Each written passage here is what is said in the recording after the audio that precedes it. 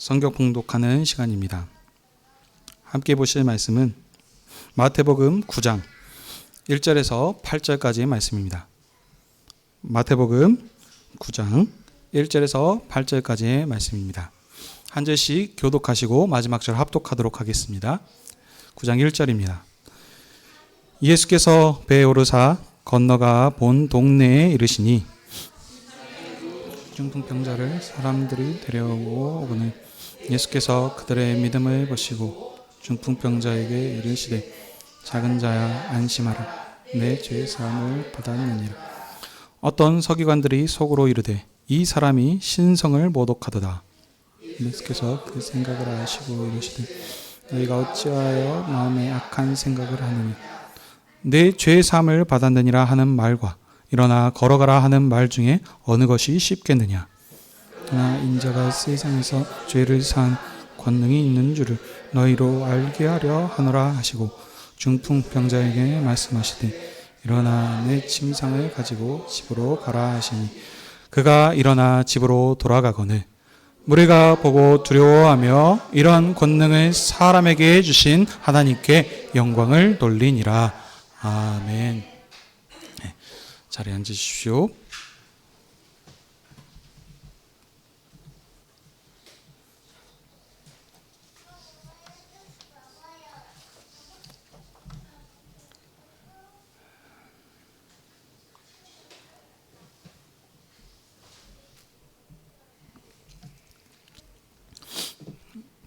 기도하겠습니다. 하나님 아버지, 오늘도 주의 백성들을 하나님 앞으로 부르셔서 진리의 말씀을 듣게 하시니 감사드립니다. 주의 성령님께서 말씀 전한 자의 입술을 주장하여 주시사 진리의 말씀을 선포케 하시고 청중들에게는 말씀을 사모하는 마음을 주시옵소서. 그래서 선포되는 말씀의 빛을 우리 마음에 비추셔서 그 영광의 빛 가운데서 하나님의 크신 은혜와 사랑에 감사하며 주님께 영광과 찬양을 올려드리는 저희들 되게 해 주시옵소서. 예수님의 이름으로 기도하옵나이다. 아멘. 오늘은 마태복음 9장 1절에서 8절의 말씀을 가지고 죄를 사하는 권능이 있으신 인자라고 하는 제목으로 함께 은혜를 나누기 원합니다.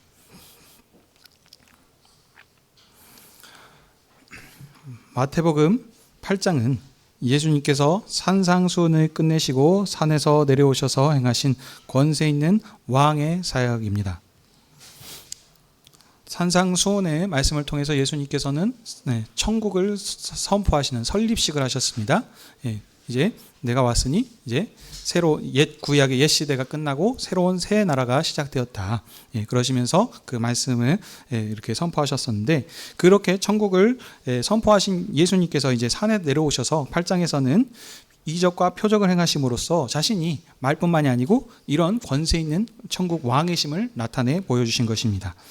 부정한 나병 환자를 만지사 정결케 하셨고 백부장의 하인의 중풍병과 베드로의 장모의 열병을 고쳐주시고 또 많은 귀신 들린 자와 병든 자를 고쳐주셨습니다.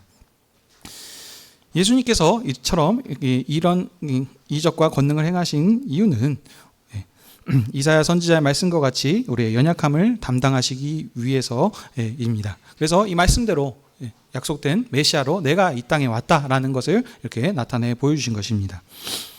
예수님께서는 그리고 이제 자신을 따르려는 서기관과 아버지의 장례를 치르기 원하는 제자에게 이 두 사건을 통하여서 자신을 따르는 제자도에 대해서 말씀하셨습니다.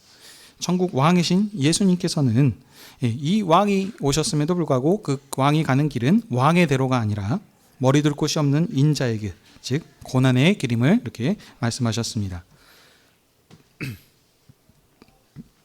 예수님이 수많은 이적들을 이렇게 행하니까 이 일을 보고 많은 무리들이 몰려와 예수님을 에워싸자 예수님께서는 그 무리를 피해 제자들과 함께 배에 올라 건너편으로 향하셨습니다. 큰 물결이 일자 제자들이 두려워하면서 살려달라라고 이렇게 하니까 예수님께서는 제자들의 믿음이 적다 책망하시며 하셨고 바다를 꾸짖어 잠잠케 하셨습니다. 자신이 천국 왕이심을 보여주는 수많은 표적을 보고도 두려워하는 믿음이 적은 제자들을 책망하셨고, 다시 한번 바다와 물결을 잠잠케 하심을 통해서 이 권세 있는 왕이심을 보여주셨습니다. 그리고 이제 예수님께서는 건너편 이방 땅 가다라 지방에 가셔서 귀신 들린 자를 해방시켜 주시는 사역을 하십니다. 그래서 이 일을 귀신 들린 자를 제압하시는 권세 있으신 왕이심을 또 보여주셨는데, 그러나 이 일로 많은 돼지들이 죽게 되어서 재산 피해가 나자 가다라 사람들이 예수님의 권세를 보았음에도 불구하고 예수님을 영접하지 않고 오히려 예수님께 떠나달라 하면서 예수님을 배척하는 모습을 볼 수 있습니다. 참으로 인자인 예수님께서는 머리 둘 것이 없으신 인자이십니다. 자, 그리고 오늘 본문 9장 1절에 8절 말씀은 예수님께서 다시 배를 타고 건너가셔서 중풍병자를 고쳐주심으로 자신이 죄 사하는 권능이 있으신 인자이심을 증거하신 내용입니다. 이에 무리들과 두려워하면서 하나님께 영광을 돌리는 내용의 말씀입니다. 자, 이제 본문을 자세히 보도록 하겠습니다. 1절에 예수님께서 배에 오르사 건너가 본 동네에 이르셨습니다. 건너가 본 동네가 어디이겠습니까? 지금 가다라 지방에서 배를 타고 다시 건너와 봤으니까 그러면 그 가다라 지방에 출발하시기 전 동네가 되겠죠. 어떤 겁니까? 가버나움 동네이시죠. 가버나움에서 있다가 무리들이 에워싸니까 그 무리를 피해서 지금 이방 지역인 가다라 지방에 가셨었습니다. 근데 그 가다라 지방에서도 환영받지 못하시죠. 예수님 떠나가십시오. 좋게 말해서 이렇게 얘기한 거지, 한마디로 나가달라고 이렇게 쫓아낸 겁니다. 그래서 귀신을 제압하셨음에도 불구하고 그 지방 사람의 배척받으심으로 다시 지금 가버나움 동네로 돌아오셨습니다. 예수님께서 이제 이르시자 이번엔 사람들이 중풍병자를 침대에 누인 채로 데리고 나왔습니다. 중풍병자가 침상에 누워서 나왔다는 것을 보면은 지금 이 중풍병에도 그 정도가 있고 다양한 증상들이 있는데 지금 몸이 마비되어 가지고 걷지 못하는 상황에 처해 있음을 알 수 있습니다.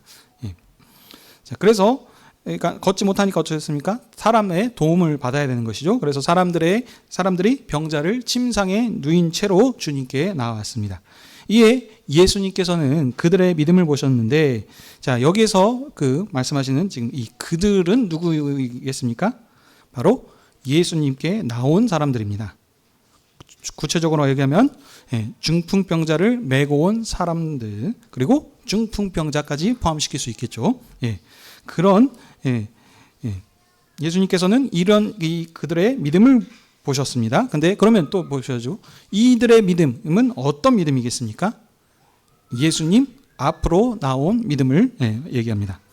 좀 더 구체적으로 또 보시면 이제 예수님이 혹시 고쳐주실지 모르니까 그냥 한번 나가볼까? 라고 하는 이런 것이 아니라 지금 예수님께서 능히 치료해 주시라라고 하는 이 믿음을 지금 얘기하는 겁니다. 자, 이 배경이 어떤 배경이었습니까? 예수님께서 지금 예수님의 소문이 지금 온 갈릴리에 쫙 지금 퍼져 있는 상황인 겁니다. 어떤 소문입니까? 예수님께서 지금 제가 서원에서 말씀드렸다시피 모든 병자를 치료하시고 귀신 들린 자의 권세로부터 지금 자유롭게 하시는 지금 그 일들을 사람들이 다 목격하지 않았습니까? 이 소문이 지금 방방곳곳으로 다 퍼졌겠죠. 그러니까 이 소문을 듣고 이 예수님이시면 어쩌겠다? 이 중풍병자 우리를 고쳐주실 수 있겠다라고 하는 이 믿음을 가지고 지금 예수님 앞으로 나온 것입니다. 그래서 이 예수님께서는 그들의 믿음을 보시고 중풍병자에게 말씀하시죠. 작은 자야, 소자야, 안심하라 하시면서 내 죄 사함을 받았다라고 말씀하십니다. 자, 여러분 여기서 그냥 그렇구나라고 생각하고 넘어가시면 안 되고 좀 생각을 해보셔야 됩니다. 이 사람이 지금 나온 이유가 뭐겠습니까? 병 고침을 받기 위해서 나왔겠죠. 근데 예수님께서 지금 병을 고침받으러 나온 사람한테 뜬금없이 뭐 만져주셨거나 어떤 말씀으로 이렇게 고쳐준 것이 아니고 뭐라고 하십니까? 죄 사함을 받았다라고 얘기하시면서 죄 사함을 지금 선언하고 계신다는 겁니다. 그러니까 지금 뭔가 좀 황당할 수 있는 이런 상황인 거죠. 자, 여기 이런 의문점을 가지시고 이제 보셔야 되는 겁니다. 자, 그러니까 3절에 그 자리에 있던 서기관들이 예수님의 하신 말씀을 듣고 속으로 예수님이 신성모독을 한다라고 생각을 했습니다. 자, 여기 이 서기관들은 어떤 자들이냐면 율법을 기록하는 자들입니다. 그러니까 단순히 그냥 율법을 기록한 것이 아니죠. 어떤 사람들이 율법을 기록하겠습니까? 필사하겠습니까? 율법을 능통한 자들, 율법을 가르치는 선생님들이 이 율법을 기록을 하고 필사를 하겠죠.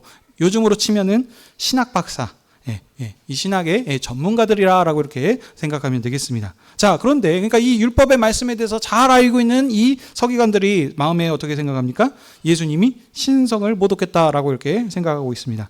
신성 모독은 뭐냐면 하나님을 욕되게 하여서 그 명예를 손상시키는 것을 얘기합니다. 한마디로 얘기하면 예수님께서 감히 해서는 안 될 말을 지금 한 겁니다. 자, 그러면 왜 그런지 아셔야 되겠죠? 왜냐하면 지금 이 구약의 이스라엘 율법의 개념에서는 어떤 개념을 가지고 있냐면 죄를 사하시는 분은 오직 하나님뿐이시기 때문입니다. 죄 사함의 권세는 하나님만 가지고 계신데, 그런데 지금 그들이 봤을 때는 일개 사람이 죄를 사한다고 하니까는 이거는 있을 수 없는 일이죠. 하나님의 하실 수 있는 이 권세를 지금 능멸하는 지금 그런 죄입니다. 보통 여러분 우리 사극이나 드라마에서 보죠. 왕의 이름을 능멸하면 어떻게 됐습니까? 죽음을 당하는 것이죠. 그러니까 마찬가지입니다. 여기서도 신성모독죄는 어쩌죠? 신성모독죄의 죄는 돌로 쳐서 죽여야 하는 아주 큰 죄입니다. 그러니까 이들이 마음 가운데 신성모독을 한다라고만 생각을 했겠습니까? 아니죠. 예수님을 돌로 쳐서 죽임을 받아야 이 마땅한 자로 이렇게 생각을 하고 있었을 것입니다.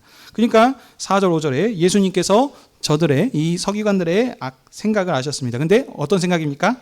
악한 생각을 아시고 그들을 책망하십니다.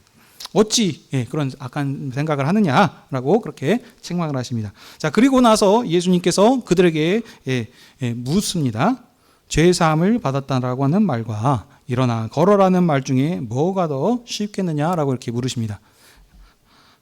한마디로 얘기하면 네 죄가 사함 받았다라고 네 병이 나았다. 이 둘 중에 병 고침과 죄 사함 중에서 뭐가 더 쉽겠냐라고 이렇게 물은 것입니다. 여러분, 죄 사함이라고 했다는 것은 그 눈에 드러납니까? 아닙니다. 눈에 겉으로 드러나지 않았습니다. 그러니까 말로만 네가 죄 사함 받았다라고 했는데 실제로 용서를 받았는지 안 받았는지 검증할 눈에 보이는 것이 없기 때문에 방법이 없죠. 자, 근데 네 병이 나았다라고 하는 것은 어떻습니까?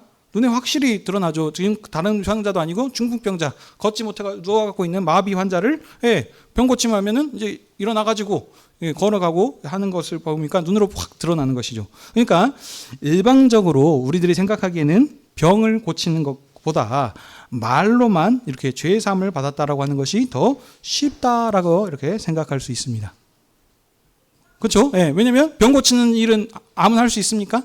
아닙니다. 그러니까 기적 같은 일입니다. 미라클이라 그러죠. 그러니까 기적, 쉽게 일어나는 일, 아주 이 특별한 일이기 때문에 미라클이라 그러는 것이죠. 그러니까 아무나 할 수 없는 일이기 때문에 우리들이 생각하기에는 이렇다는 것입니다. 죄 사함을 받았다고 말하는 것이 쉽다. 자, 그런데 그건 어떻습니까? 우리들의 생각이고요. 자, 그런데 이 지금 마태복음은 지금 누구를 대상으로 기록했습니까? 유대인을 대상으로 기록했습니다. 그러니까 유대인의 관점에서 지금 이 말씀을 봐야 되는 겁니다. 이 유대인들의 입장에서는 그들한테는 병을 고치는 것보다 죄 사하는 것이 더 어려운 일입니다. 제가 아까도 말씀드렸습니다. 왜냐하면 죄 사함의 권세는 누구한테? 하나님께만 있기 때문에. 근데 그리고 말뿐만이 아니고 지금 병자를 고치는 일은 지금 이전부터 선지자들이 수없이 많이 행했던 일입니다. 그렇죠? 이사야 선지자가 병자를 고치고 다양한 기적들이 나오지 않습니까? 저기 엘리야 선지자도 그렇고 엘리사도 마찬가지였고 두 갑절에 지금 그 기적들을 보이지 않았습니까? 그러니까 이스라엘 입장에서는 이 병 고치는 것이 오히려 쉬운 일이고 이 죄 사함을 하는 것은 오직 누구만 하실 수 있는 일? 하나님만 하실 수 있는 일이기 때문에 그들 입장에서는 지금 무엇이 더 쉬운 일인지 바로 이제 알 수 있겠죠. 병 고치는 게 쉬운 것이고 죄 사함이 어려운 일인 것입니다. 그러니까 선지자들도 병을 고칠 때 어떻게 고쳤냐면 여호와의 이름으로 이렇게 고친 것입니다. 그렇죠? 내가 여호와의 이름으로 명하노니 일어나라, 걸어라, 이렇게 지금 얘기했었던 것입니다. 자, 근데 예수님의 유대인으로 오셨습니다. 그래서 유대인 공동체에서 이렇게 자라나시면서 거기에서 생활을 하셨습니다. 그러니까 예수님께서 이 유대에 있는 이런 그 배경들, 문화들을 모르셨을 리 없습니다. 그렇죠? 그러니까 당연히 이런 모든 것들을 예수님께서 잘 알고 계셨을 텐데 여기서 지금 죄 사한다라고 이렇게 말씀하셨다는 겁니다. 그러니까 지금 그것도 단순히 지금 그냥 갑자기 뜬금없이 하는 게 아니고 병을 고치려고 왔던 사람한테 그러면 내 병이 나았다라고 이렇게도 말씀하실 수 있는데도 불구하고 굳이 죄의 사함을 받았다라고 예수님께서 지금 말씀하셨다는 겁니다.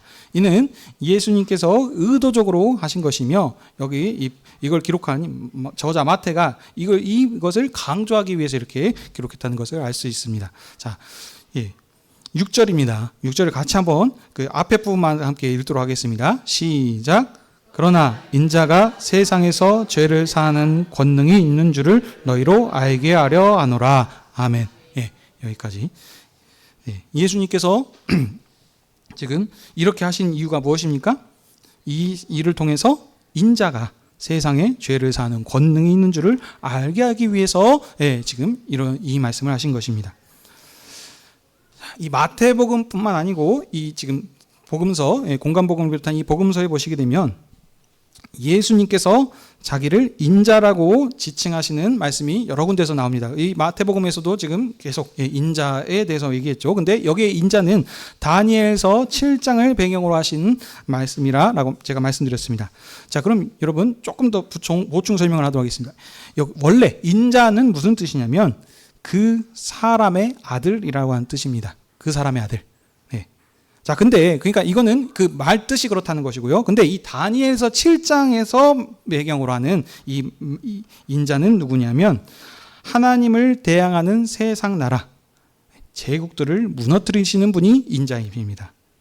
자, 그리고 이 하나님 그 세상 나라들을 무너뜨리시고 하나님 앞으로 나아가서 그 하나님의 나라를 상속받으시는 분, 상속받으실 것이 아니고 그리고 그 상속받으실 때 권세도 함께 상속받으심을 통해서 그 권세와 권능으로 이 세상을 통치하고 다스리시는 분이 누구입니까? 인자입니다. 이 인자가 그 성도가 거룩한 백성들이란 뜻이죠. 거룩한 백성의 대표로서 이 일들을 행하시는데 근데 그 영광만 받으시는 게 아니고 그 영광 전에 뭐가 있습니까?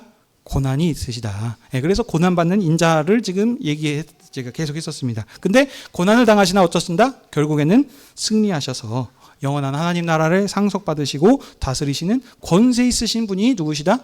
인자이시다. 라고 얘기하는 것입니다. 자, 그래서 지금 우리 지금 8장에서도 쭉 보시게 되면 이 인자에 대해서 얘기했었습니다. 근데 인자는 그 전에는 어떻습니까? 고난받으시는 인자로 나타났습니다. 머리 둘 곳이 없으신 분, 어딜 가시더라도 환영받고 왕으로서 존경받고 영접받으시는 분이 아니시고 머리 둘 곳이 없고 배척받고 하시는 고난당하시는 인자로 나타나셨는데 이 고난만 나타나는 것이 아니고 계속해서 나타나는 건 뭡니까? 권세 있으신 분. 그래서 지금 병을 고쳐주시고 귀신을 제압하시고 그 다음에 죄를 사하시는 오늘 여기에서는 죄를 사하시는 권세 있으신 인자로 지금 자신을 나타내 보여주시는 것입니다. 그래서 이것을 너희들에게 알게 하기 위해서 지금 예수님께서는 이 지금 증거를 보여주신 것입니다. 자, 그래서 예수님께서 이어서 이제 말씀하시죠. 권세 있으신 것을 말씀으로 나타나기 위해서 어쩌십니까? 중풍병자에게 일어나 내 침상을 가지고 집으로 가라라고 이렇게 권세로 명령하십니다. 그러니까 중풍병자는 예수님의 명령에 따라서 일어나 집으로 자기 들 것을 가지고 집으로 돌아갔습니다. 그러니까 여기에서 말은 따로 안 나와 있지만 우리 지금 이 상황을 통해서 알 수 있죠. 이 사람이 지금 예수님께서 그 사람의 죄를 용서해 주셨는데 이 죄 용서에 뭐가 달려 있는 것입니다? 병의 치료까지 지금 있는 겁니다. 한마디로 그러니까 이 사람이 어떻게 보면은 병이 오게 된 이유가 뭐와 연결이 되는 것입니까? 죄로 인해서. 그래서 이 사람이 마음에 편치 않은 불편함이 있었고 그래서 예수님께서 안심하라 라고 하면서 지금 소자야 안심하라 라고 그렇게 하셨고 너의 죄가 사해졌으니까 이제 그의 병도 지금 치료가 된 것이죠. 그래서 이제 그 예수님께서 명령하신 대로 침상을 가지고 평안히 그 집으로 가게 됐습니다. 자, 그래서 이 일을 보고 여기 8절에서 이 사건을 보고 이제 무리들의 반응을 지금 기록하고 있습니다. 무리들이 어땠습니까? 이 일들을 보고 두려워했었습니다. 두려워 떨고 했었고, 그리고 또 뒤에 더 나왔죠. 죄 사함의 권능을 사람에게 주신 하나님께 영광을 돌리는 것으로 이렇게 마치고 있습니다. 말씀을 맺겠습니다. 예수님께서는 중풍병자를 말씀으로 명하시어 고쳐주심으로써 자신을 인자이신데 어떤 인자이십니까? 죄 사하는 권세가 있으신 분이심을 지금 나타내 보여주신 것입니다.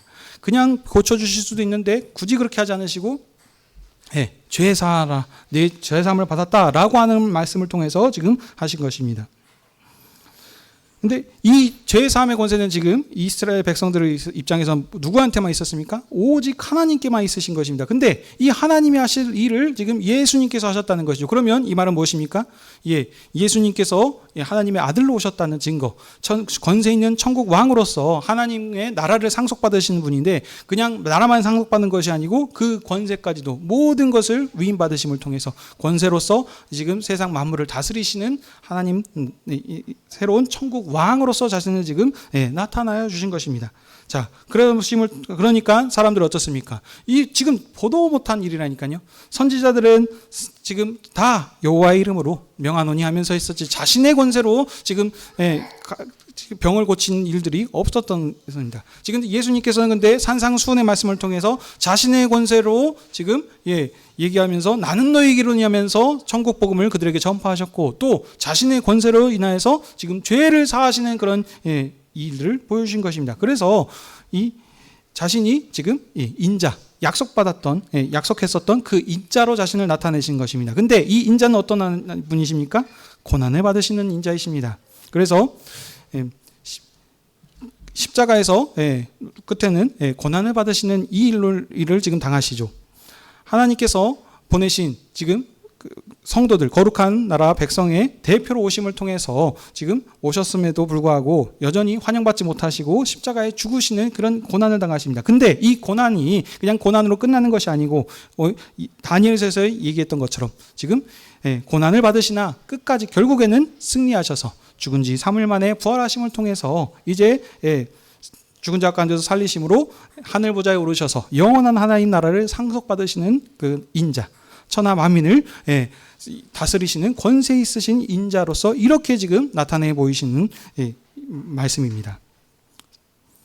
사랑하는 성도 여러분, 오늘 이 말씀을 마태복음에 있는 이 이스라엘 백성들한테만 주신 것이 아니고 우리한테도 주셨습니다. 그러면 우리한테는 어떻게 적용했습니까? 이스라엘 백성들은 이렇게 이 인자이심을 나타내 보여줬음에도 불구하고 이 서기관들 계속해서 끝까지 예수님을 십자가에 죽이는 이렇게 거절하는 모습을 볼 수 있습니다. 그렇지만 지금 연약한 자들, 이 완벽한 그것이 아니고 지금 천국 백성들, 예수님의 복음을 따르는 자들은 지금 두려워하고 하나님께 영광을 돌리는 이런 모습을 볼 수 있습니다. 그러면 우리한테 적용을 하자면 어떻게 해야 되겠습니까? 인자이신 이 주님께서 십자가에서 부활하시고 승리하셔서 만유의 주가 되셨습니다. 이 주가 되신 분이 지금 현재 누가 되십니까? 바로 교회의 머리가 되십니다. 우리는 이 교회의 머리 되신 분의 지체로서 한 몸으로 이렇게 연합될 수 있도록 이렇게 하나님께서 우리를 지어주셨습니다. 그리스도의 죽으심과 부활 때문에 우리가 이 사건으로 이렇게 들어오게 된 것입니다. 사랑하는 성도 여러분, 근데 우리는 어떤 자들이었습니까? 원래 우리는 이방인들이었습니다. 이방인이란 뜻은 하나님과 관계가 없는 언약 밖에 있었던 아무런 관계가 없는 자들입니다. 근데 하나님께서 우리를 긍휼히 여겨주시사 우리에게 찾아와 주셔서 우리에게 이 복음을 전파하게 하시고 듣게 하셔서 하나님과 원수된 자들을 그냥 죄만 용서해 준 것이 아니고 구약과 비교할 수 없는 더 큰 은혜로 죄의 사함의 권세를 우리에게 주심을 통해서 이제 한 몸으로 연합할 수 있도록 이렇게 영광스럽게 우리를 삼아 주셨습니다. 이것이 지금 마태복음에서 전파하는 복음의 지금 핵심입니다. 그런데 여러분, 우리가 삶 가운데서 이렇게 영광스럽게 부름 받았음에도 불구하고 우리는 우리의 삶이 어떤 분인지 한번 살펴봐야 되겠습니다. 지금 물으셨죠? 죄 사함의 권세와 병 낫는 것과 무엇이 더 쉽겠느냐라고 물으셨는데 여전히 우리한테도 그런 질문을 해볼 필요가 있습니다. 이 마태복음 첫 장에서 얘기하지 않습니까? 예수님께서 오신 것은 자기 백성을 죄에서 속량하기 위해서 오셨음을 지금 나타내 주셨고, 고난받는 인자 죄 사하기 위해서 수많은 우리 연약한 것을 감당해 주시는데, 이 연약한 것들 우리가 생각할 때는 죄 사함 받고 귀신 받고 고침 받고 우리의 어떤 어려움들을 해결받는 것으로서만 생각을 하는데, 그것은 부수적인 것이고 이것은 하나의 그 증거로 써보신 거고, 그보다도 더 큰 은혜가 무엇이냐? 죄로 인하여서 하나님과 원수되었던 우리를 하나님의 아들로, 자녀로 삼아주셨다라는, 이것이 지금 얘기하는 우리에게 주어진 가장 큰 은혜인 것입니다. 그런데 우리는 삶 가운데서 여전히 우리가 이 삶 가운데서 이 죄 사함의 권세로 이 하나님 앞에 이 상에 나올 수 있다라는 이것이 큰 은혜인 것을, 이것이 가장 큰 우리의 정체성이가 사명이라는 것을 잊어버리고, 삶 가운데서 여전히 역경과 고난이 있을 때 아이고 뭐 병 고침 받고 이런 것으로 인해서 하나님께 감사하고 은혜하고, 어떤 어려움이 있을 때 해결받았을 때만 이렇게 하나님께 감사한다는 것입니다. 그러면 무엇이 다르겠습니까? 구약 백성과 신약 백성의, 우리는 그보다도 더 큰 은혜, 하나님 앞에 직접 그들은 나올 수 없지 않았습니까? 지성소로 나아가는 제사장만 나아가는 것이고 그 구별이 있었고 하셨으나, 예수 그리스도로 인하여서 이제 죽으시고 부활하신 권세로 인하여서 새로운 새나라 백성, 천국 백성으로 하나님 앞에서 이 이상에서 직접 먹고 마실 수 있던 그런 은혜를 베풀어 주셨다는 것이, 이것이 가장 큰 은혜이며 우리의 정체성인데, 이것으로 우리가 은혜를 받고 감사하는 것이 아니고, 삶 가운데서 어떤 어려움과 역경으로 해결받았을 때 그것으로 감사한다는 것입니다. 그것으로 감사할 수 있습니다. 그러나 그것은 여전히 구약시대 백성인 것이고, 우리는 그것보다도 우리가 어떤 존재들인지, 하나님 앞에 이 왕의 만찬의 자리에서 먹고 마실 수 있는, 이렇게 지음받았다라고 하는 것이, 이것이 우리에게 주어진 최고의 은혜이심을 믿으시기 바랍니다. 사랑하는 성도 여러분, 우리 그리스도 예수 안에서 한 천국 백성 된 여수하늘교회 성도 여러분, 오늘도 주님께서 우리를 주님의 상으로 부르시고 말씀하십니다. 먹어라, 이것은 너희를 위하여 지킨 내 살이다. 마셔라, 이것은 너희를 위하여 흘리는 내 피다. 라고 그렇게 얘기하시면서 다시 한번 우리의 정체성이 누구인지, 우리는 세상에 속한 사람이 아니고 하나님께 속한, 하나님의 크신 은혜와 사랑을 받은 자리라는 것을 지금 얘기하고 있습니다.